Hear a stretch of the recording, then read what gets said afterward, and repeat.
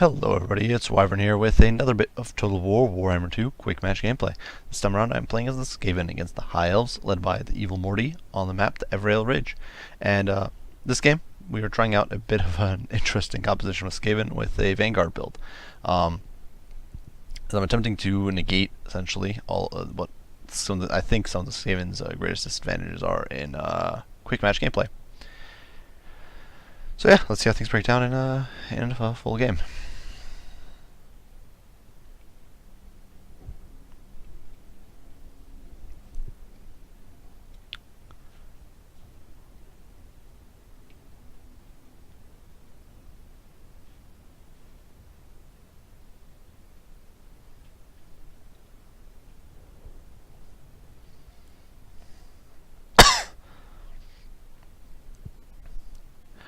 Right off the bat, gonna pause real quick. For my lord, I did take Queek Head Taker, and the main reason I took Queek was simply because he is fairly survivable as far as Skaven lords are concerned, and more importantly, he is mobile enough to where, with the help of Verminous Valor, he can get close into the fight fairly quickly from spawn position, while at the same time not being at risk from, for example, being mounted on a Rat Ogre, which against high elves who can bring a lot of flying units is definitely a bit risky.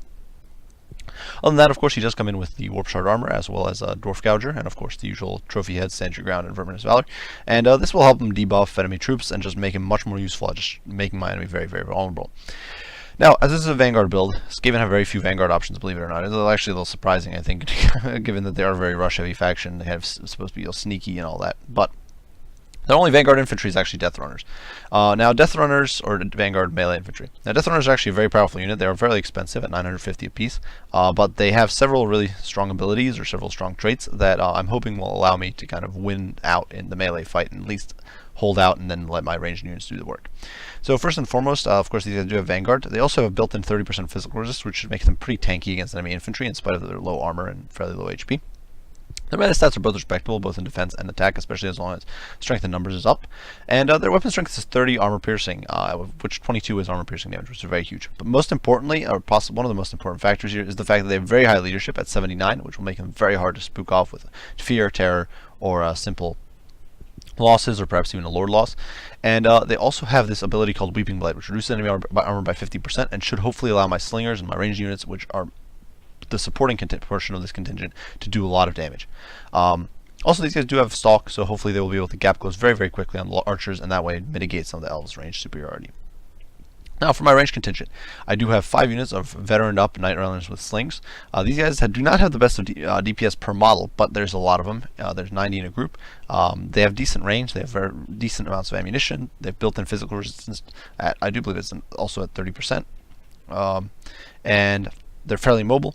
They have okay leadership, all things considered, given that they are a ranged unit, and they can definitely apply some nasty pressure to enemy flying lords, enemy ranged units, and enemy infantry. And then I do have 2 units of gutter runners with slingers with poison, and these guys are simply there to debuff enemies further. This is a very debuff heavy build. These guys are there to debuff them further, making them more susceptible to sort of being overwhelmed. Now, for my opponent, he definitely had an interesting deployment here. I'm not sure he should have had enough time to deploy, because that's how small this army this is, but perhaps he was hoping to flex once battles began, or made some sort of misclick. I'm not entirely sure, but this was the starting positions, and it definitely made things a little worse, I think, for him. Now, up in the air, he does have a Prince mounted on a Sun Dragon, and no Star Dragon, but this you don't necessarily need that against Skaven, who are pretty lightly armored as is, and they don't really have the greatest anti-air options. His unit he's stripped down quite a bit, down this Foe Seeker, Deadly Onslaught, and Stand Your Ground, but he can definitely provide buffs and cause terror bombs on my troops, which I'm definitely a little worried about. His front line is composed of some very elite troops, including 2 units of Swordmaster of Hoeth, 2 units of White Lions of Krace, very heavily veteraned up, veteran C9, and a unit of Phoenix Guard, which is very elite, and it does cause fear. They do have some physical resistance on the Phoenix Guard, decent armor, which against normal Skaven infantry is not the worst thing. Though I do think it is a bit of an interesting choice, as Skaven do not tend to bring very many heavily armored units, so the armor piercing is a little wasted or squandered here, in my opinion. Then 3 units or 4 units of archers with light armor means that they'll be reasonably resistant to my range fire and be able to outrange it at the same time. And also means that it will be fairly hard to kill for some of the more lighter Skaven infantry, should I bring, for example, Skaven Slaves or that sort of stuff. Light armor is honestly not a terrible upgrade. although it might seem like a fairly minuscule improvement. Then there are 2 units of Silver Helms over here hidden in the woods, ready to flank me and hit me with sort of a hammer and interval sort of tactics, and these guys could definitely be nasty against Skaven, as they do have respectable armor, decent melee stats, and definitely a bit of a nasty unit to fight against. So without further ado, we will throw things into full gear here and just see how things break down. Immediately you can see I do charge in on my opponent, and this deployment is definitely going to be hurting him here, as he's not really going to be able to reposition fast enough. You can see he's trying to reposition archers, position infantry to intercept, and instead they're going to get mosh pitted here immediately by death runners. You can see the first volleys are coming in from the slings, and that will definitely hurt these. You can see the Phoenix Guard actually do take a decent amount of damage there. Some archer fire does come in, but it's too little too late. Even with the dragon charging in and doing some nasty work, it's simply not enough. And they're immediately being debuffed with that Weeping Blade. Armor's dropping like a rock, basically. And you can see the Slinger Fire is definitely doing some work. And you can see the Dragon Prince, with his armor dropped so much, is getting mauled pretty horribly. Now, Queek is running as fast as he can. He's definitely slow. You can see the poor Death Runners over here do get terrified in spite of their fairly high leadership. But they will recover fairly quickly because they have, once again, they have high base leadership. And I'll be able to plow them straight back into the fight. I do pop Foe Seeker here on Queek Headtaker, just trying to get into the fray as quickly as I possibly can, and I'm focusing everything on the Prince, who has been debuffed and is getting absolutely shredded by the massed volley fire from all these Skaven missiles. And my opponent is not able to bring his cavalry up. He actually forgets about him, I think, here, because he's so focused on the micro over there, and he's not bringing him in to deal with my ranged fire. Now, in the meantime, these units, the archers are definitely doing some nasty work against my Death Runners, who don't have much armor. The physical resistance definitely helps, but it's not going to be the greatest thing here over here. But my opponent's infantry is getting shredded. You can see some of the missiles are flying into the back line, going after these archers with light armor, who are actually being debuffed by Queek, being brought so close with warp shard armor. And all this missile pressure is definitely starting to wear my opponent. And the Death Runners, as you can see, are actually coming back from routing fairly efficiently. You can see Swordmasters of Hoth, who start off in 90 armor, sitting at 27 after all these debuffs. Now, potentially you could get it even lower with the help of some of the spellcasters for Skaven, but I think that's a bit unnecessary, definitely overkill. 32 on Phoenix Guard. These guys are definitely being annihilated very, very efficiently. Fortunately, Fear is, of course, kicking in on against some of these units and definitely hurting them a little bit.